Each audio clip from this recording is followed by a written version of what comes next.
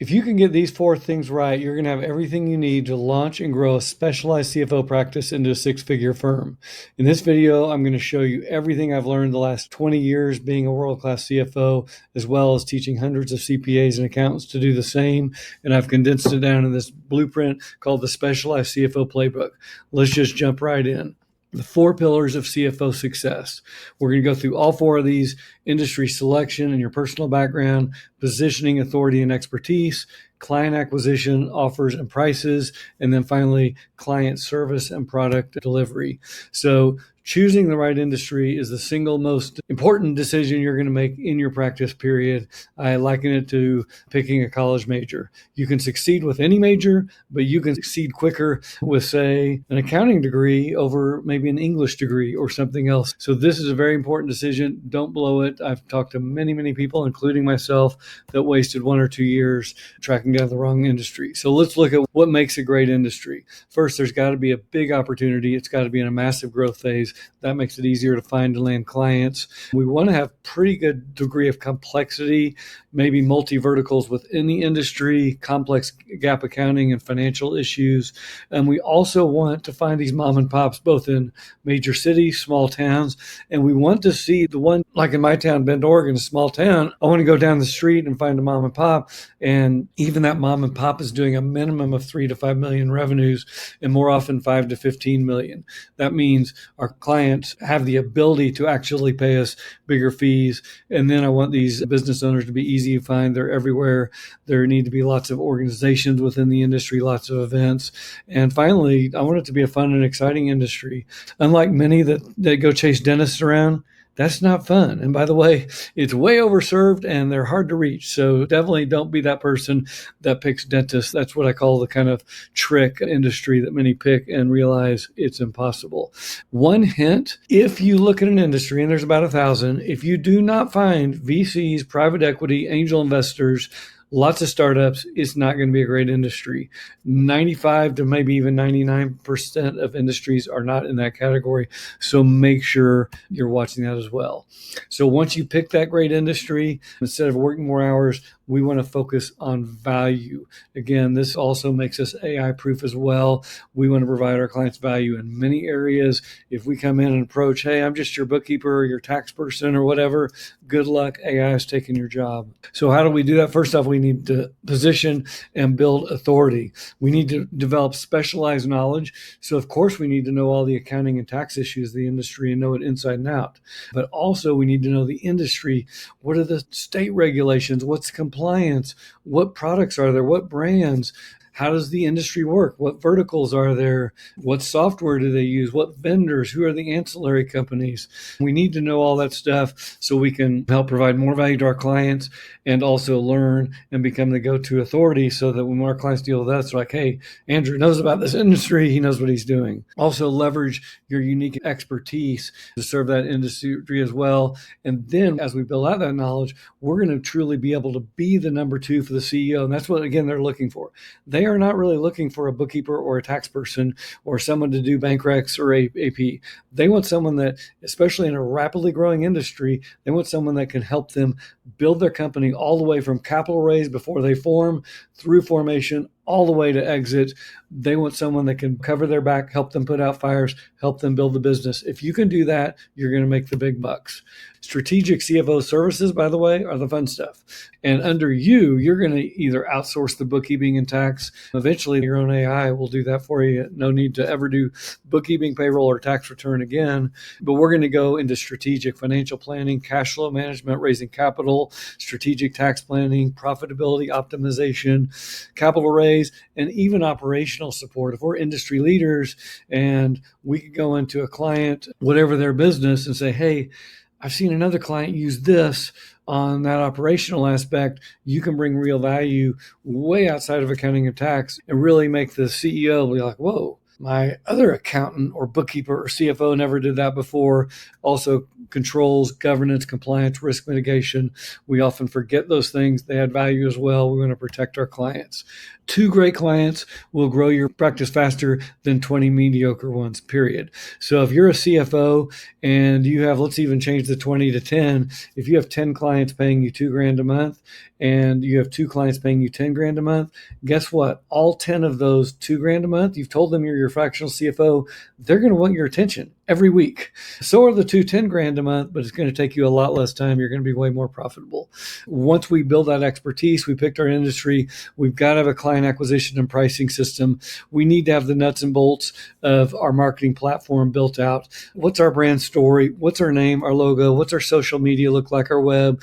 What are our lead magnets? What organizations do we join? What events do we go to?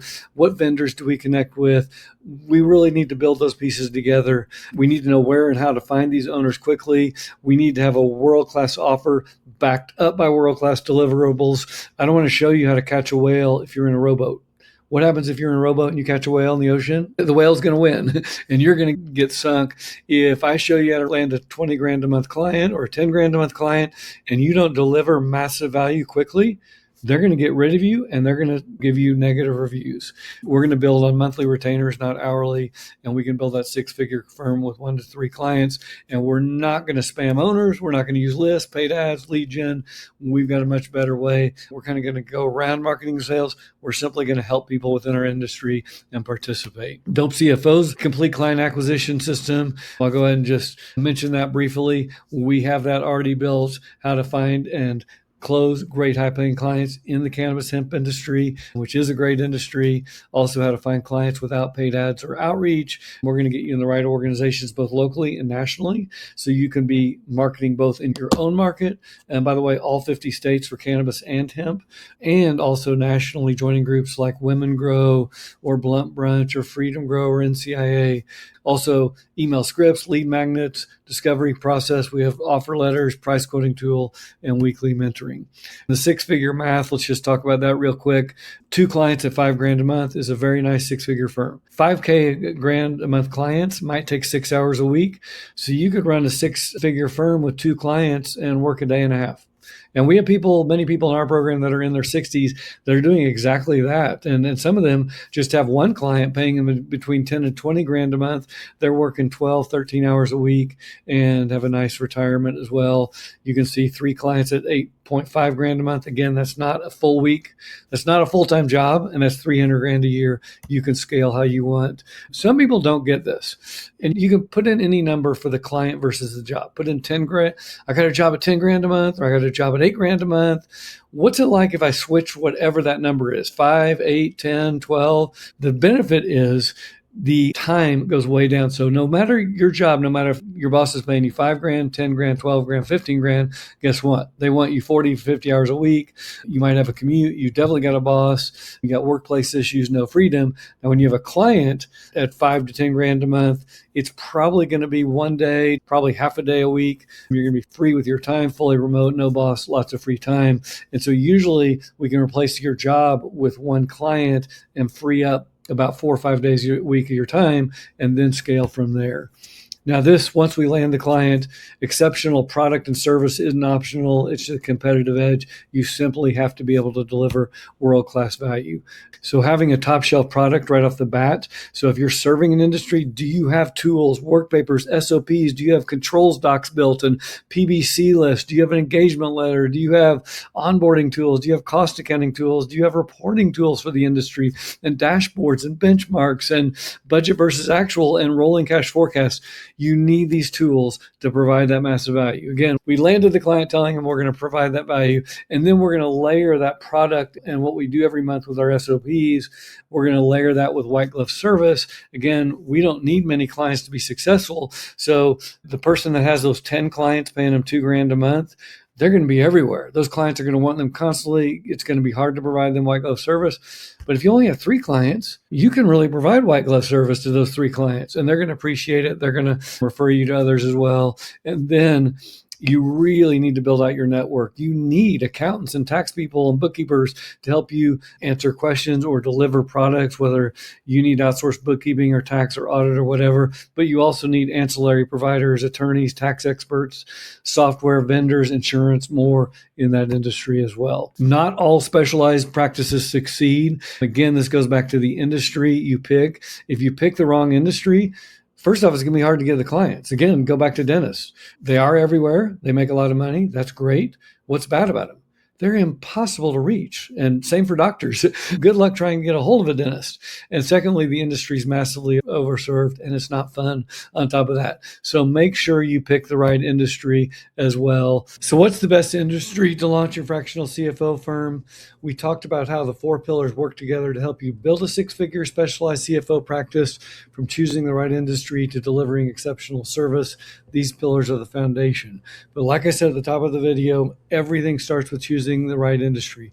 This is the most important thing. The industry is going to help determine your fees, your workload, even how much you enjoy your work. And it's far and away the single most important decision you'll make for your practice. So what's the best industry to launch your fractional CFO firm?